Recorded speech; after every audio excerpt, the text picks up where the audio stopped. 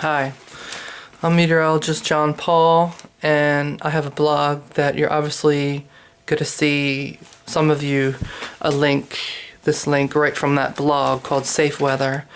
I'm a meteorologist, and I thought that I would talk a little bit about something that's been on my heart. It's a little bit preachy, but I honestly do think that this can help.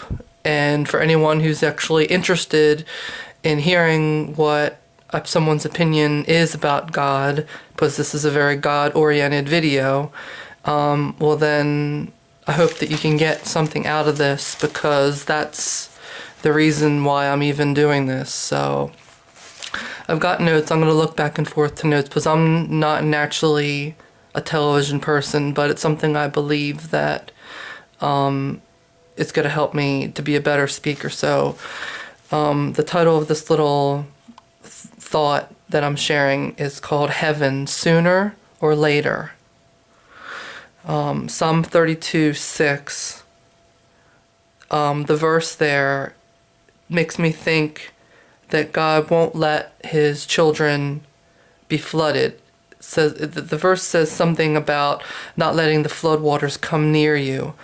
Now, what's really strange about this verse that I've thought about for a while is that I know a family on the radio that I heard about, this family who most of the family died from a flood. And actually what was surprising is that the man who survived, the father of the family, was reciting Bible verses in the middle of this flood. And yet his family still died. He lost his wife and children. The man's a preacher now because God turned his life around in such a miraculous way, even in such a horrible tragedy. And that makes Psalm 32:6 all the more interesting and mysterious when it says that God will keep the flood away from his people. Now, it's not what it says. I don't want to quote it because there's whole copyright issues, but the whole gist of the verse is that God will protect you from a flood. And I thought about this. How can this happen to a family? Very God-believing family, wife and children dying, the husband's the only one living. How can this happen? And I looked through the verses, and these are a couple verses that came to mind as I was reflecting on this. One is Psalm 69, verse 2, where David, who was king for a time during his life, talks about a flood. It's not a literal flood he's talking about. He talks about it in a symbolic kind of way. He likens his troubles to in a pictorial kind of way as a flood. He's actually talking about his relationships with other people around him. Verse 2 of Psalm 69 talks about the flood overflowing him or something like that. But, like I read when I've read the verse to myself, it's not really talking about a flood, waters, actual waters of a flood, but he uses it, in a way that reminds him of a flood, I guess. So that makes me, but there aren't a whole lot of verses that talk about flooding or things that can help me understand why God would say he'd protect somebody like him, his people, and then have some God-fearing family die. So, and then here's David, he's talking about a flood, but he's not quite talking about a flood in the same sense. So it had me thinking, and keep looking, like I said, back to my notes, and I had these thoughts. Whether floods of weather or non-weather circumstances, like David's in Psalm 69, it occurred to me as I was thinking about all this that we can trust that we can be preserved, we can be delivered, whether this is a flood of, water or a flood of just trouble of circumstances. Psalm 32:7 talks about being preserved when we trust, being delivered. despite what our eyes can see, is what I was thinking upon as I reflected on this. And Shadrach, Meshach, and Abednego, 3 people who were godly, were facing some different type of trouble in the book of Daniel. They were facing being thrown into a fiery furnace. And the trouble that they experienced was horrifying. They were, I forget the actual circumstances that led to it, but the king was threatening to throw them into a fire, and they were totally respectful. They were totally honoring God by how they lived. They didn't mouth off to this king. I think it was Nebuchadnezzar, but I'm not so sure. I'm not a Bible scholar, but this is just what I think. But anyway, Shadrach, Meshach, and Abednego are these God-fearing men, and they're being totally respectful. They're not bowing down to what this king wants them to worship. So they're respectfully communicating that, well, sorry, king, we can't do this. But God's able to protect us. And he said that God was able to protect. But they went on to say to this king, even if our God doesn't, we would still never bow down and worship what you're telling us to worship. They were told to worship this idol. These 3 God-fearing men who worship the God of Israel, they were being told by this God of another country that they couldn't, they couldn't live if they didn't do what he said.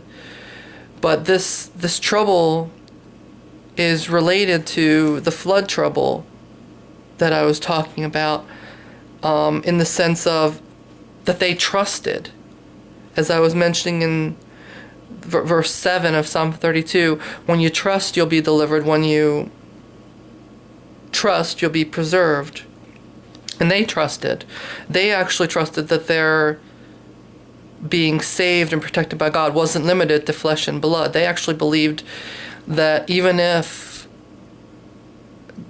God didn't save them from the fire, they would never bow down and worship something that wasn't their God, the God of Israel. And which was really amazing in facing this trouble that they experienced. And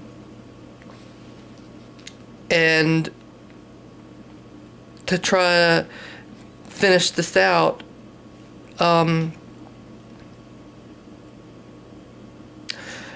whether or not our trouble's going to overtake us in this physical world, who knows? My experience in hearing about this godly family that I spoke of, I heard on the radio, who were God-fearing and who died in a flood, contrary to what Psalm 32 verse 6 says, which led me to believe that God would protect his people from floods. Regardless of whether or not we're preserved in our flesh and blood, like Shadrach, Meshach, and Abednego, they trusted, and we can trust with our troubles, that even if our lives don't work out in flesh and blood the way it even appears that God's promising, that we can hold on to that being preserved, being delivered in our spirits, trusting that if we're not going to be saved for later, having longer time on the earth, or not, but we're going to actually just go right to heaven, and our time will be shorter instead. This is something that a whole lot of people I don't hear talking about. And certainly in weather, people think, oh, if God doesn't save you, then something's wrong. Well, who are we to judge if we die in a storm, if this man's family dies in a storm? If, who are we to judge about why he did it? I mean, God knew that Shadrach, Meshach, and Abednego's trust was solid, whether or not they died in that storm of trouble that came in the form of a fiery furnace. They knew that whether they lived or died, that they would be safe with God.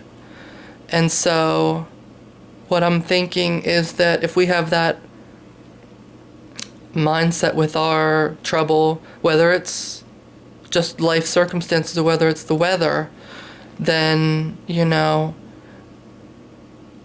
it'll be the right way to think. Instead of saying, well, if God doesn't save me, well, then there's something not worthy of being trusted. He didn't save me from Hurricane Sandy. He didn't save me from Hurricane Katrina. Look what he did. And Shadrach, Meshach, and Abednego went into the fiery furnace. They came out alive, not even singed or smelling like smoke or fire.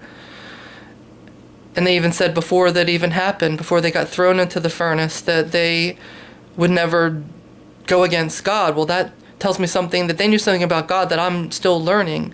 In that if when our troubles come upon us, that if they don't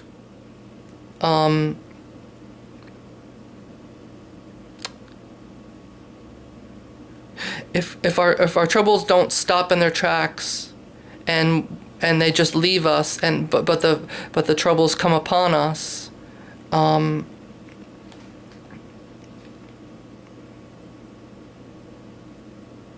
anyway, I'm having a hard time concentrating.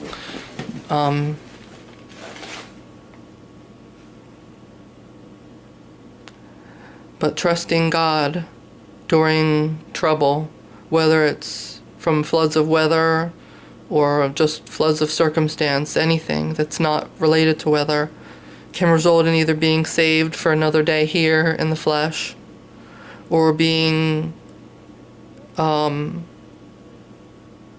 able to go right to heaven. Either way, trusting, the point is, you're going to be delivered. Even if it didn't make sense that those people I heard about, the family who everyone but the father lived from the flood,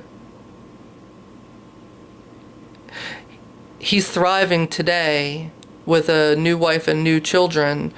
God restored. He preaches the power of how God can restore a life. And I think that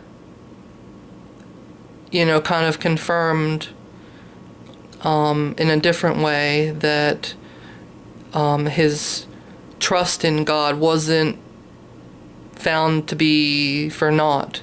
It wasn't a waste of his time. Like Shadrach, Meshach, and Abednego, they didn't think it was a waste of their time because they knew they were going to, be okay, whether they worshiped this other thing or not. They just kept their faith. And so anyway, this is kind of a beginning to ramble because I'm having trouble staying on target with my topic. But I hope this makes sense. We can trust that God will take care of us in our troubles, whether it's weather or not. Because who knows whether or not the types of trouble we're supposed to live through and be restored from, or whether he's just going to take us right to heaven and we just go the hard way, I guess. So anyway, those are my thoughts. And so thanks for watching. This has been meteorologist John Paul talking for safe weather. Bye.